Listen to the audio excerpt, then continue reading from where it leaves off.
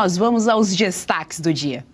Em pedido de união à direita, Flávio Bolsonaro fala em vaidades e picuinha. Alexandre de Moraes e esposa triplicam patrimônio em 5 anos. Nunes Marques viajou para Maceió com voo pago pela advogada do Banco Master. Flávio Bolsonaro acalma os ânimos da direita e pede união para derrotar o Brasil para livrar o Brasil das mãos sujas do PT.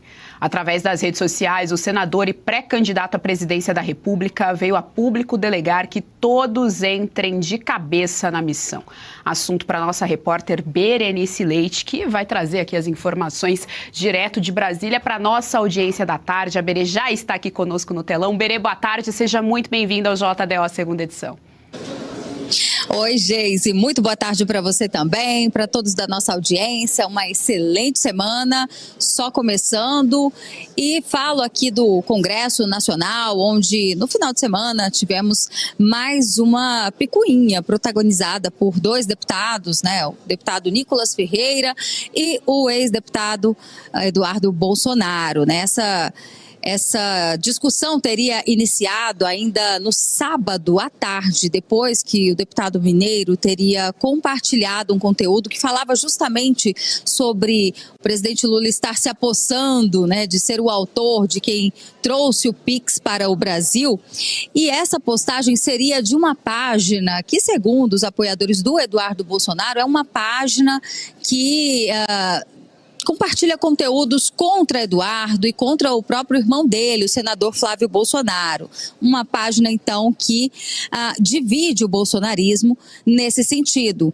Muitos acreditam que o Nicolas, por ter milhões de seguidores, não poderia ter compartilhado essa página, porque acaba dando publicidade aos conteúdos que nem sempre vão de encontro com as matérias que evidenciam, né, as benfeitorias da direita e acabam de alguma forma favorecendo a esquerda. Essa foi a crítica nesse sentido do Eduardo Bolsonaro. Depois dessa crítica veio lá um post do Nicolas, né, que deu risada, e aí começaram as trocas de farpas, né, e dividiu opiniões, muitos dizendo inclusive que não foi só por causa da risada que o Eduardo Bolsonaro teria, né, ficado bravo nesse sentido, e falam em deboche, enfim. O fato é que o senador Flávio Bolsonaro, pré-candidato à presidência da República, mais uma vez veio a público, usou suas redes sociais para pedir paz, né? Ele diz que nesse momento todos têm que estar do mesmo lado. Inclusive nesse post, né, ele fala em todos mergulharem de cabeça, né? Peço que todos mergulhem de cabeça, e que o inimigo está do outro lado.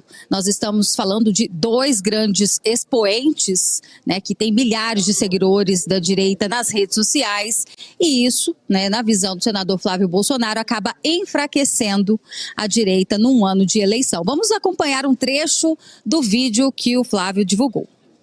Muito angustiante ver lideranças do nosso lado se digladiando enquanto a gente tem um país para resgatar e o inimigo não está aqui. Tá do lado de lá. Pessoal, só vem comigo, vem me ajudar a devolver a fé, a esperança e a alegria para nossa nação. Todo o resto agora é menor. Pois é, e a gente lembra que em outros momentos, né, o próprio deputado Nicolas Ferreira, ele já disse que apoia a candidatura do Flávio Bolsonaro, mas que o foco nesse momento é mostrar os erros do governo atual, do governo Lula. Agora há também uma conversa de bastidores que diz que o deputado Nicolas Ferreira estaria apoiando candidaturas a deputados em estados, né, a exemplo aqui, até anotei alguns, Paraná, Pernambuco, Santa Catarina, no Ceará e também em São Paulo, e que seriam considerados os deputados do Nicolas, e que isso estaria incomodando uma ala mais bolsonarista, gerando inclusive um racha, né, dentro de tudo isso. O fato é que depois da postagem do senador Flávio Bolsonaro, conversas dão conta de que os ânimos foram apaziguados entre o Eduardo e o deputado Nicolas Ferreira. E nesse momento, né, a situação é de trégua. Vamos ver até quando. Olha, tem mais um post aí, inclusive, onde ele fala, inclusive, deixa eu ver aqui, bora pra cima, galera, chega de picuinhas, né? Então, ele usa até uma linguagem mais jovem, né?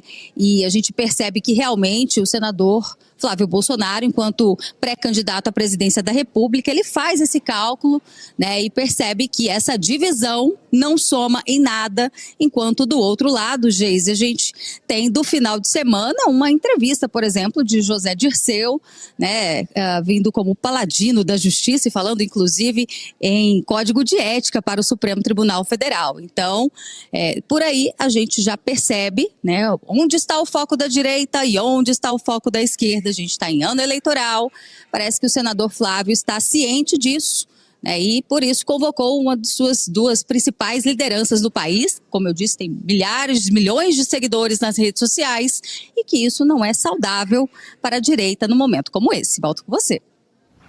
Muito obrigada, Berenice Leite, pelas suas informações aqui no nosso Jornal da Oeste. Até a próxima. Claro que para reverberar os principais fatos do dia, nós contamos sempre com o nosso excelente time de analistas políticos. Vocês que estão por aqui todos os dias também já sabem que segunda-feira é o Dia das Meninas. Por aqui nós abrimos a semana com flores. Por aqui vamos então dar boa tarde a elas. Fabi Barroso conosco. Fabi, seja muito bem-vinda ao JDO, a segunda edição. Boa tarde. Boa tarde, Geisiane. Bom revê-la. Espero que tenha descansado aí nessas pequenas férias que você tirou. Minha amiga Josi também, a todos que estamos acompanhando. E vamos, porque a gente precisa tentar apaziguar, né, o que deveria, inclusive, estar em paz, né? O que me consta aí, o Flávio está indo bem. Então, vamos embora. É isso aí, inclusive descansei, estou bem, estou revigorada. Vamos agora até o final do ano, hein? Numa pegada só, numa tirada só. Conosco também a nossa queridíssima Josiane Raice. Josi, boa tarde, seja muito bem-vinda ao JDO. Boa tarde, Geise, boa tarde, Fabi, boa tarde a todos que nos acompanham. Hoje meu beijo especial vai para nossa audiência da terra do pão de queijo, lugar no qual estou me deliciando. Vamos para mais uma semana e que Deus continue nos abençoando e com perspectivas boas. Boa audiência mineira sempre aqui com a gente também. Fica aí o abraço para os nossos telespectadores. Fabi, eu começo aqui com você. Bom, a gente... O momento do país realmente é um dos mais difíceis, se a gente for contar aqui desde o período da redemocratização. Então, desde o período ali da década de 80. A gente tem a questão do STF, com abuso de autoridade. Nós temos pessoas presas, a gente não pode esquecer dos presos políticos do 8 de janeiro. Nós temos o líder da direita em prisão domiciliar. Claro, é melhor, acalenta o nosso coração, porque ele está sendo cuidado agora pela Michelle e está em casa, mas ainda assim ele não pode sequer se comunicar, por exemplo, a gente não consegue ouvir a voz do líder da direita, e no meio de tudo isso tem uma briga acontecendo dentro da própria direita, Fabi Barroso. Pois é, no que a gente assistiu esse final de semana, eu vou ser sincera, eu assisti só depois, tá, gente? Porque foi final de semana da Páscoa e é necessário, gente, a gente ficar em família, e eu estou falando isso porque isso também importa para todos nós, né? A gente está assistindo o Flávio, que agora acho que, né, apazigou porque passou a janela partidária, então o Flávio de fato é o candidato do presidente Jair Bolsonaro, e toda a força que envolve as eleições, elas precisam então ser colocadas aí de uma forma amigável. É normal, a gente vê muito culto à personalidade, isso me lembra do professor Olavo de Carvalho, e a gente precisa relembrar também essas lições, o quanto é maléfico fazer esse culto à personalidade. O que significa isso, gente? A gente fulanizar com nomes, né, e tentar trazer uma briga que não vai ser bom, não vai ser positivo para ninguém, ao menos para as pessoas que de fato amam esse país. Eu compreendo todos os lados, eu sou sempre assim, eu sou ponderada na minha vida pessoal. Imagina então uma situação dessas, onde você mesma disse, Geise, que a gente está com problemas seríssimos no Brasil, estamos com o ministro do Supremo Tribunal Federal sendo denunciado todos os dias, inclusive pela imprensa, em velha imprensa, né, a respeito dos abusos de autoridade que ele comete, dos valores, né, incomensuráveis aí que envolveu toda essa luta, né, dele pela democracia. Não foi pela democracia, o que a gente entende agora é que também foi por dinheiro. E no meio de tudo isso, nós temos boas possibilidades de finalmente, né, tirar o Lula do poder através de eleições, com todos os problemas que nós temos, com o presidente Bolsonaro ainda preso indevidamente, né, calado, censurado. Esse senhor aí que está dividindo a tela comigo no poder, com aquela esposa dele, toda, né, aquele corpo de pessoas que são um bando de inúteis, né, do governo Lula. E a gente está se perdendo em coisas mínimas. Eu entendo o Eduardo Bolsonaro, que está longe, que está nos Estados Unidos, que passou o que passou, que está sofrendo agora processos, também muito perseguido pelo ministro Alexandre de Moraes. Eu imagino o quanto isso é difícil. Entendo o Nicolas também, que faz vídeos e é um garoto ainda, tem 29 anos e tem muito para dar, mas a gente tem aquele pessoal que eu acho que cola tanto em volta do Eduardo Bolsonaro quanto cola também em volta do Nicolas para provocar uma briga, uma treta, uma divisão que eu sinceramente não sei a quem beneficia. Eu sei que, de modo geral, as redes, o pessoal, o povão, aqueles que não têm voz, né, mas a gente vê constantemente, estão bem cansados de toda a treta, porque nada disso é à toa, gente, né? Eu acho também que o tempo dirá, né? A gente precisa ser um pouco paciente, mas o foco agora tem que ser as eleições, o apoio ao Flávio Bolsonaro, para aqueles que se identificam com a direita. Eu sei que muita gente fala do Zema, mas aí, para quem né, adepto aí da família Bolsonaro, sabe que o Flávio Bolsonaro está com tudo, inclusive nas pesquisas, né, aquelas que não são sempre favoráveis, até isso já está despontando. E a gente também precisa focar nos candidatos ao Senado, os deputados federais também, que vai ser bastante importante, os governadores e o futuro do país, apresentar projetos e não se perder em tanto desgaste que eu acho, né, completamente inútil. Posso estar equivocada? Posso, mas essa é a minha impressão pessoal em relação a esse assunto, e aqui, como é um assunto de culto à personalidade e de pessoas, eu acho que aqui merece realmente falar a respeito de impressões pessoais, porque se eu for falar de uma forma geral aqui, todo mundo sabe que essa briga, uma hora ou outra, vai se arrefecer, porque não é possível que a gente perca essa oportunidade de finalmente tirar Lula do poder e, quem sabe, também tirar Moraes e os outros ministros que estão abusando, né, dessa coisa de legalidade no nosso país. A gente precisa ter calma, respirar fundo e elencar prioridades, é isso que eu penso. Josi, também quero te ouvir a respeito. É importante esse momento também que nós estamos vivendo, porque o Lula ele já está com 80 anos, então tirando ele do poder e consolidando um projeto de direito, um projeto inclusive cultural, um projeto intelectual. As chances a longo prazo de perpetuar-se uma direita no poder, na política, por meio das eleições, claro, são maiores, né? Por isso que é importante aí a estratégia de pensamento. Flávio Bolsonaro sendo muito categórico em relação a todas essas brigas, enfim, esses confrontos que vêm acontecendo. Ele pede união e diz que não quer vaidades ou picuinhas. Exato. Eu acho que Flávio está mantendo uma postura, gente, muito necessária nesse momento, né? Ele está tendo atitudes de um líder, né? Claro que trazendo sempre o diálogo, a pacificação, a união. Ele está seguindo essa pauta muito bem. E sobre o que está acontecendo, eu acho que a gente tem sofrido uma consequência natural do que são as redes sociais. Vamos recapitular a influência das redes sociais nas discussões políticas. Elas foram muito mais benéficas, elas trazem muito mais acesso à informação, à verdade, a discussões, a dados e fatos que antes a gente não tinha.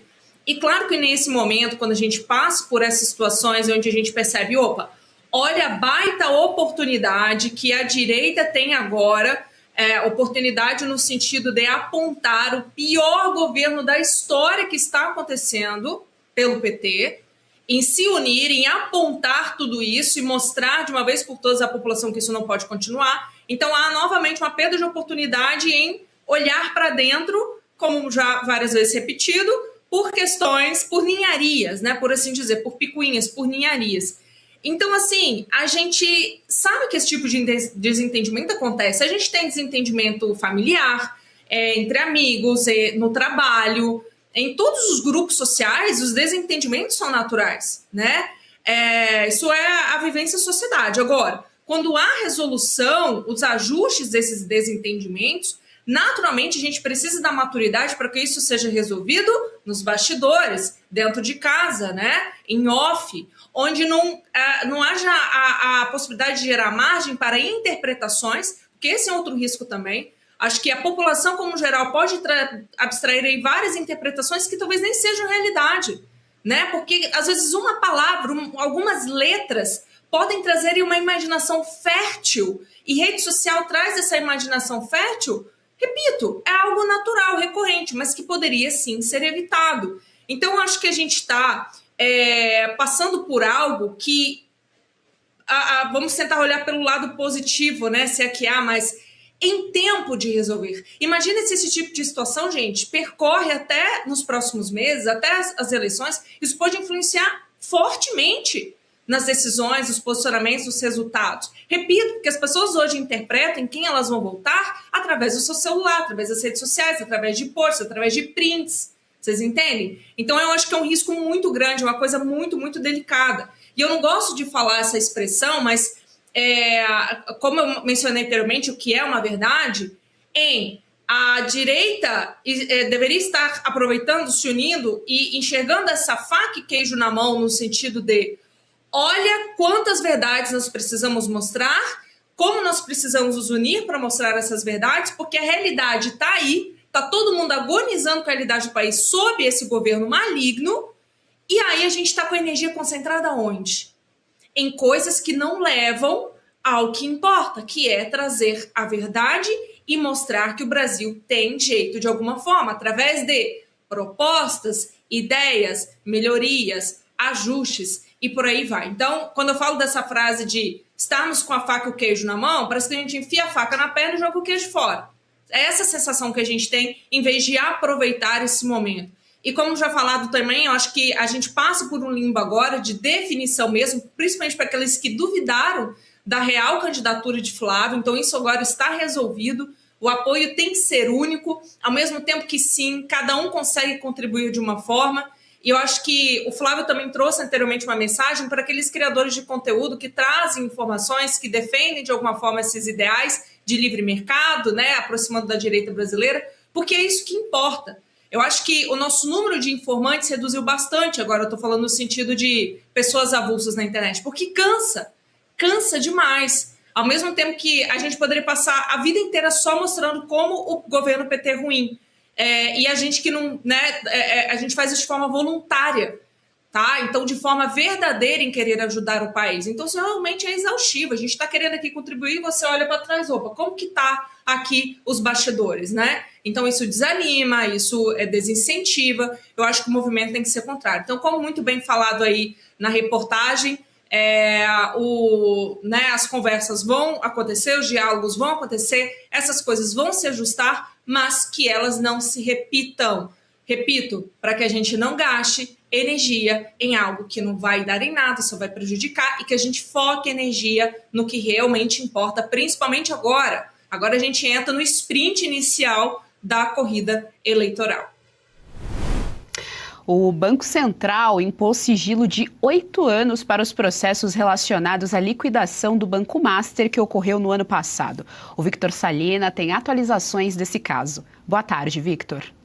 Olá, boa tarde, Isiane, boa tarde a todos que nos acompanham aqui no Jornal da Oeste, segunda edição. É isso, o Banco Central decretou que são secretos os documentos envolvendo a liquidação do Banco Master, que ocorreu em novembro de 2025. Além disso, o presidente do Banco Central, Gabriel Galípolo, impôs um sigilo de 8 anos a respeito desses processos. E aí o que ele alega para isso, né, que é de interesse público, segundo Galípolo, para preservar a estabilidade financeira do país. Aí outra informação também envolvendo o Banco Master aqui para a nossa audiência, além dos nomes, né, como Alexandre de Moraes e também Dias Toffoli, que vem aparecendo no noticiário envolvendo o Banco Master. Agora nós temos Nunes Marques, o ministro Cássio Nunes Marques do STF, que viajou em novembro também do ano passado, no dia 14 de novembro, de Brasília a Maceió, com a esposa dele, Vanessa Ferreira, para um aniversário de uma advogada, uma amiga do ministro. O detalhe é que eles viajaram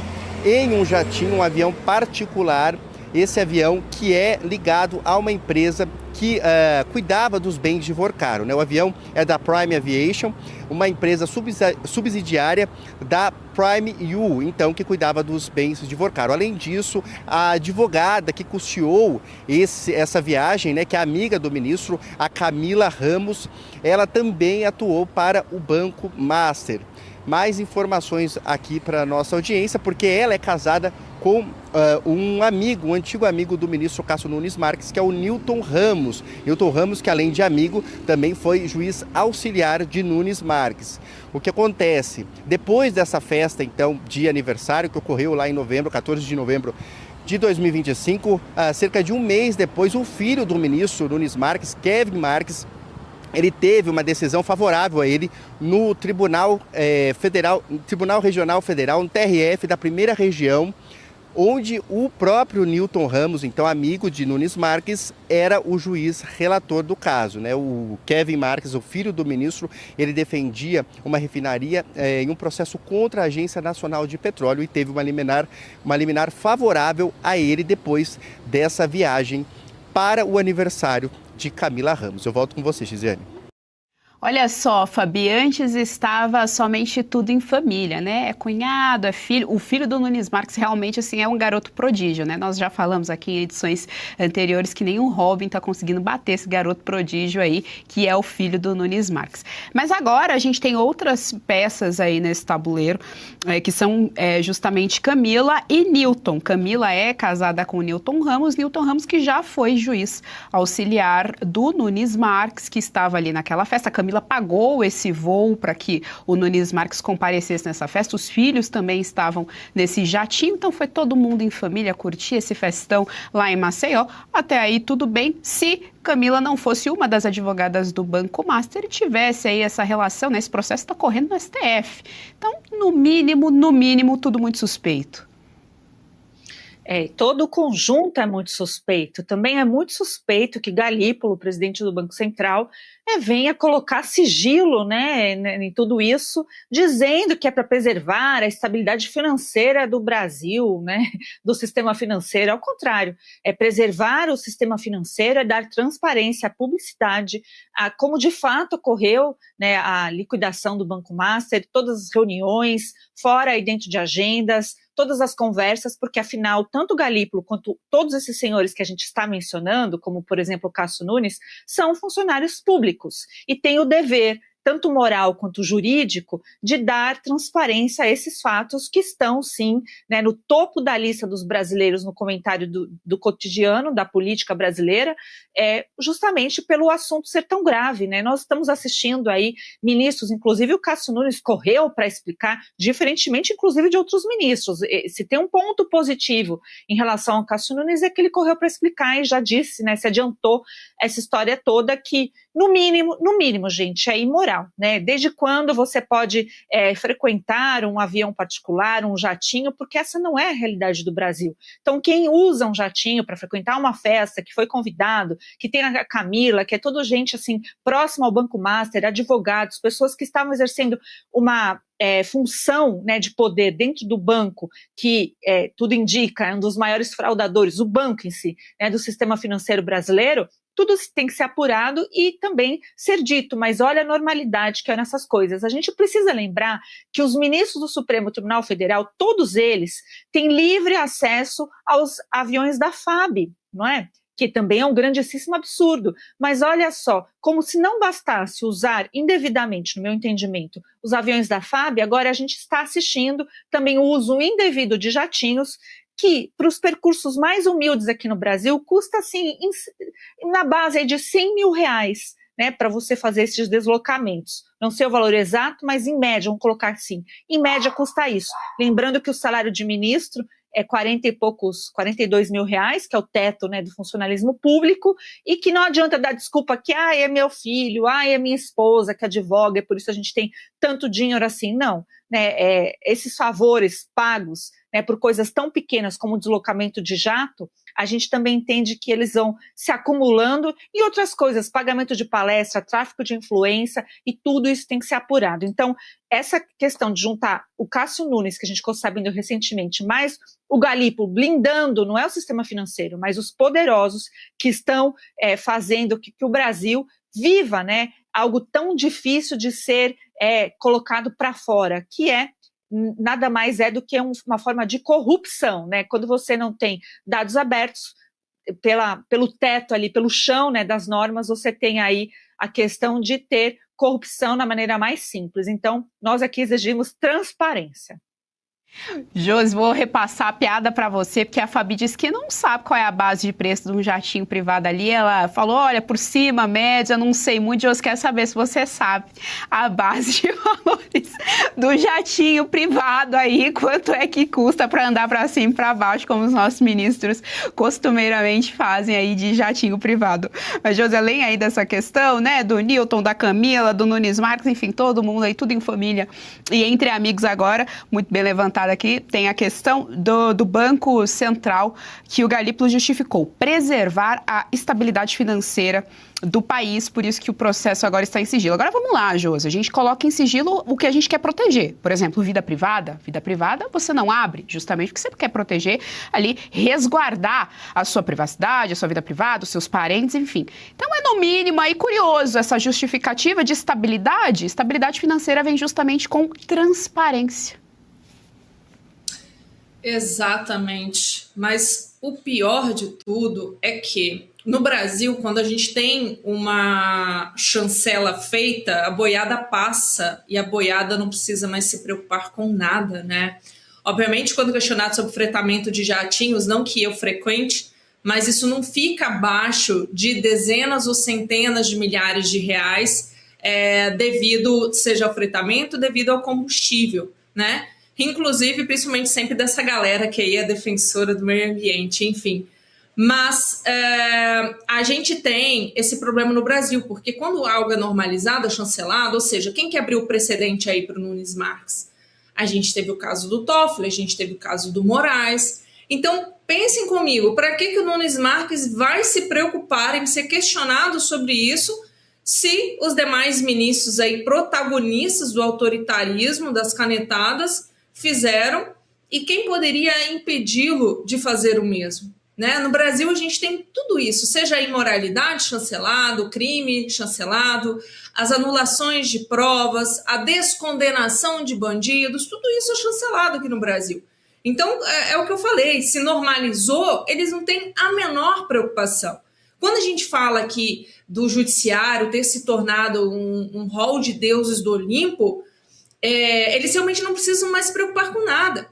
Repito, a gente, alguns anos atrás, quando a gente falava do judiciário no quesito de críticas, né, era mais cotidiano, era sobre o preço exorbitante das licitações de vinhos e lagostas. Então, olha como que subiu rápido esse nível, né? Não que tenha subido rápido ou se agora a gente está conseguindo mais informações, porque pode ter acontecido sempre e a gente não ter recebido essas informações.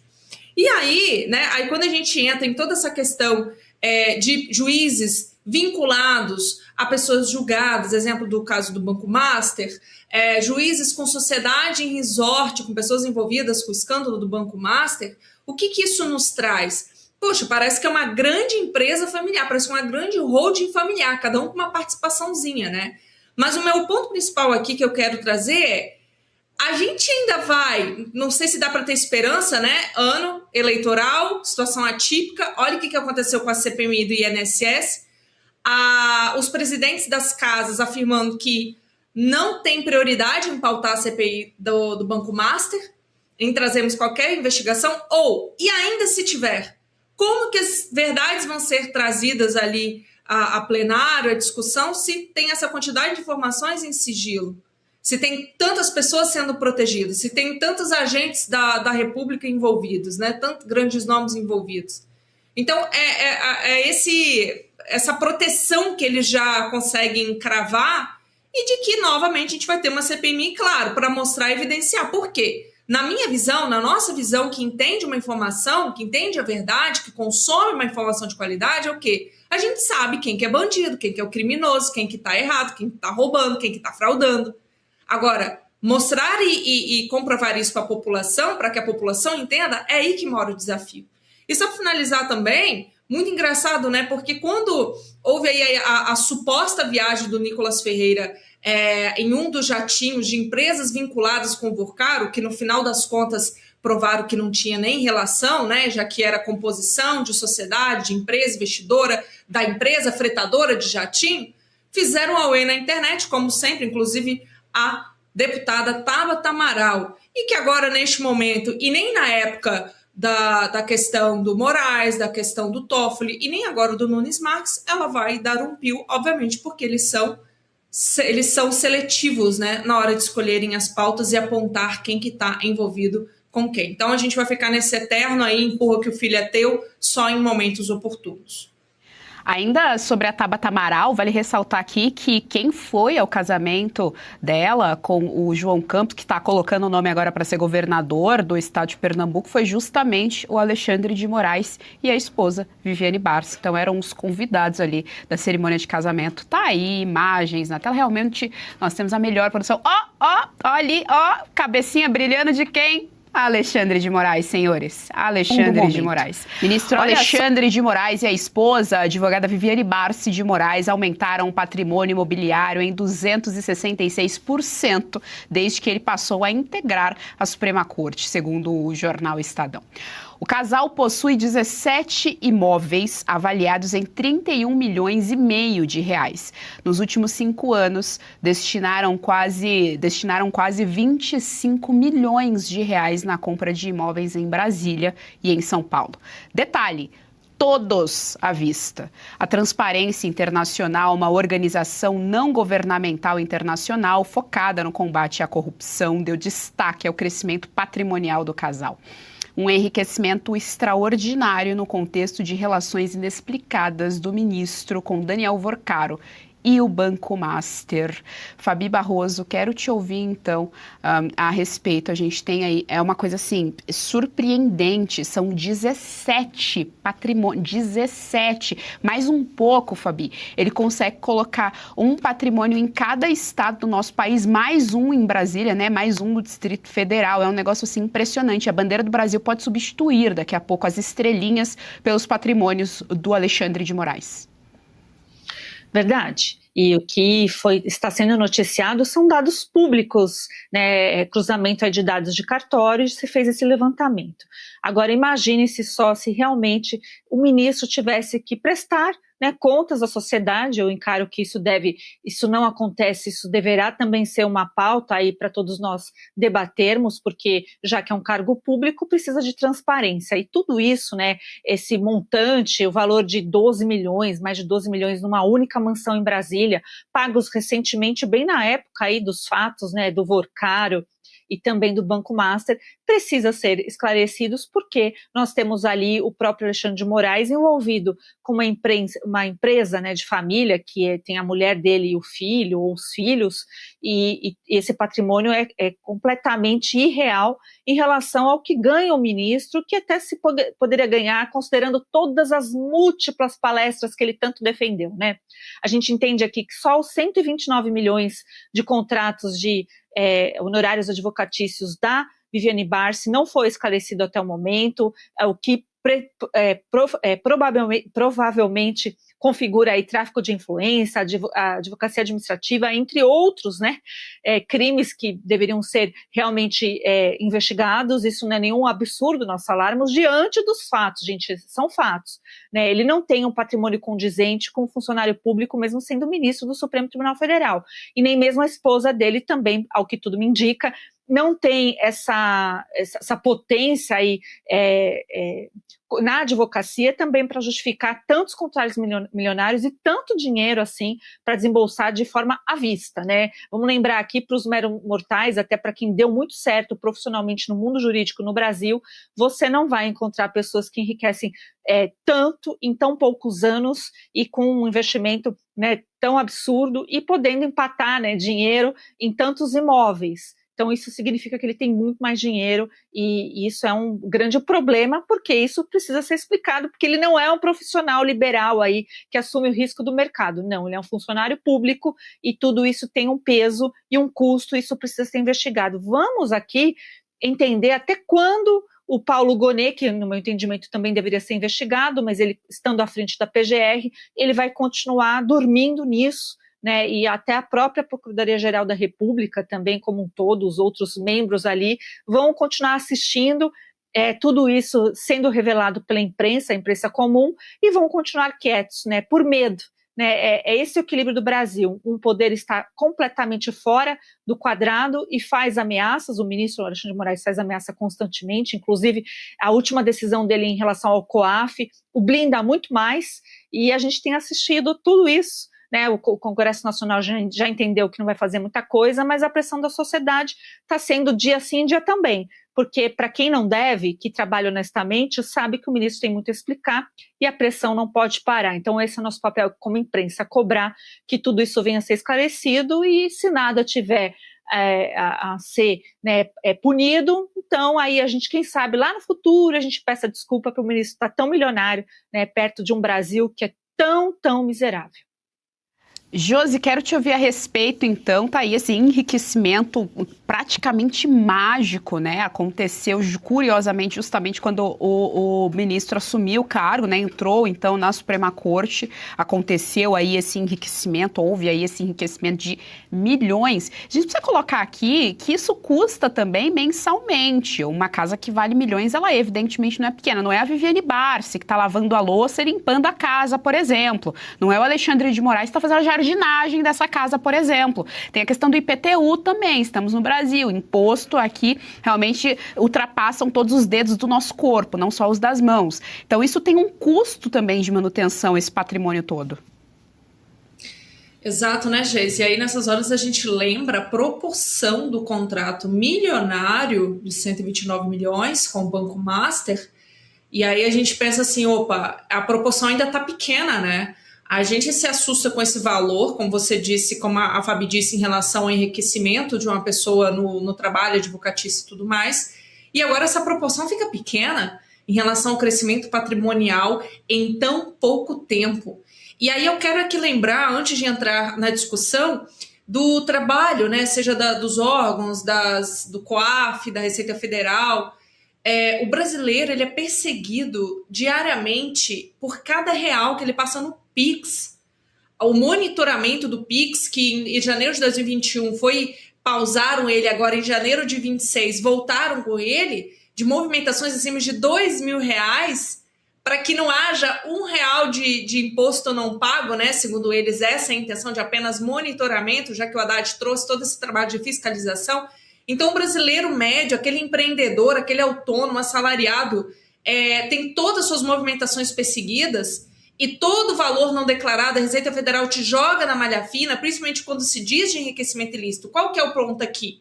A gente não está criticando a prosperidade alheia, a gente defende a prosperidade alheia, mas a gente está falando justamente dessa hipocrisia, desse contraste com como isso é possível, mesmo que o judiciário tenha o maior salário, tem os penduricalhos aí que elevam, né, a salários anuais de quase de milhões, mas mesmo assim essa conta ainda não fecha. Então quando a gente fala de fiscalização da Receita Federal se você tem um bem, adquire um bem, você tem ali a questão da origem do dinheiro desse bem, né? A origem e o destino desse dinheiro.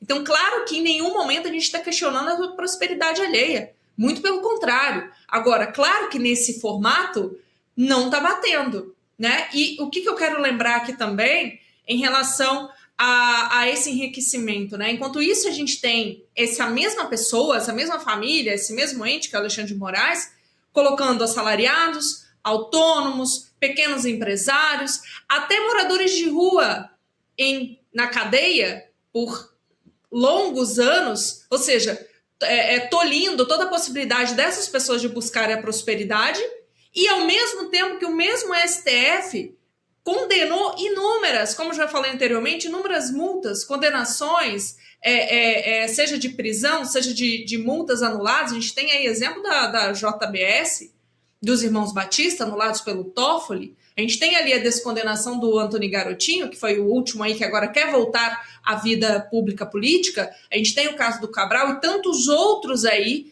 seja de décadas ou até centenas de anos de cadeia, ou seja, de centenas de milhares, milhões, até bilhões de reais. Então, esse é o ponto que a gente tem aqui de contraste que a gente questiona. E aí eu vou repetir o que eu falei anteriormente. As pessoas que defendem este juiz, este judiciário, este STF, são as mesmas pessoas que defendem a tal justiça, a democracia, a igualdade, os direitos iguais, os direitos humanos, sendo que tudo que essas pessoas de toga fazem É o contrário. E ai de você se questionar. Ao questionamento também, vamos relembrar aqui que o próprio questionamento sobre isso também leva os brasileiros à cadeia, coisas que são fatos, não achismos.